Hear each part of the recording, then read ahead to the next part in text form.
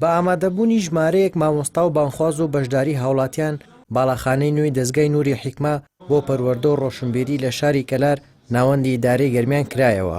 باڵەخانەی نوێی دەستگاکە لە 4 نهۆم پێک هاتووە و هەر نهۆمێکیش لە 12 ژوور پێک هاتووە.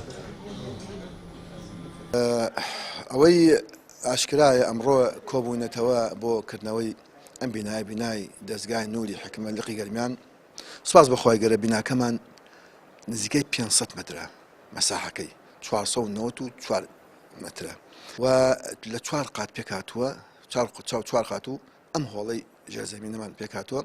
هەر قاتێکی تقریبن نزیکەی 20 پۆلیتایە 12 پۆلیتایە هەر قاتێک 12 پۆلیتایە. سپاس بەخوای گەورە ئێستا شوێنمان زۆرە. یەکێک لە ئامادەبوانی ئاهەنگی کردنەوەی لقی گەرمانی دەستگای نووری حیکمە کە لە شاری هەولێرەوە هاتبوو سەرسامی خۆی بە کارەکانی لقی گەرمیان دەربڕی.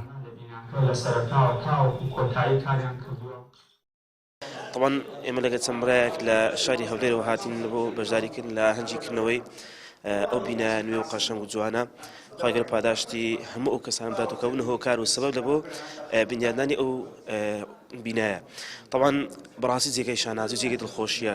نووری حیکمە بەڕاستی خزمەتێکی زۆری بە هەرێمی کوردستان کردیا و لە نێویشاندا لقی گەرمیان وەکو یەکێک لە لقە هەرە چالاک و لقە بە ئەزمونەکان کەوا توانێتی بەڕاستی جێی دەستی خۆی لە نێو شاری کەلار بەدەربخا. خوا گەورە پاداشتان دات و بەڕاستی ئەو بینایی کە ئێمە بینیمان کە سەردانمان کرد بەڕاستی جێی دڵخۆشیە. بێگومان کردنەوەی ینی جێگا و شوێنی ئاوا بینایەکی گەوری ئەوە الحەمدولیلا بۆ ئەم شارە زۆر بە ضەرور بوو. خەڵکێکی زۆر ڕووی لەم سەرتەرانی خۆران کرد تا ئێستا پێشتریشی ئێمە و وەکو نووری حیکمە لە کەلارە لە بینایەکی سەکەنی چەند ژوور بووین. ئەو عادەتە زۆرش کە ڕوویە کرد تا کافی نەبوو. بۆیە خێرخوازان لەگەڵ خێرخوازانە سوپاس بخوای بەڕێوەبەر هەوڵ و تەعاونێکمان کرد کە ئەم بینا گەورەمان دروست کردو. ئێستا الحەمدولیلا خەڵکێکی زۆر توانێتی بەسوود بێ مامۆسایەکی زۆر و قوتابێکی زۆر الحەمدا خزمەتی تیاکەن. خوای پەروەردگار هەموو لایەک موفەقە و خێرخوازانی دەڤەریش خزمەتی گەوریان تیا کردو بۆ بەرهەمێنانی ئەم جێگا مبارەکە.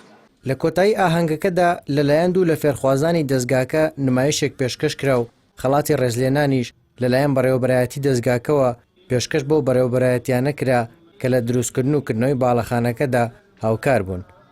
هارون ڕەشید، کەناڵی ئاسمانی پەیام، کەلار.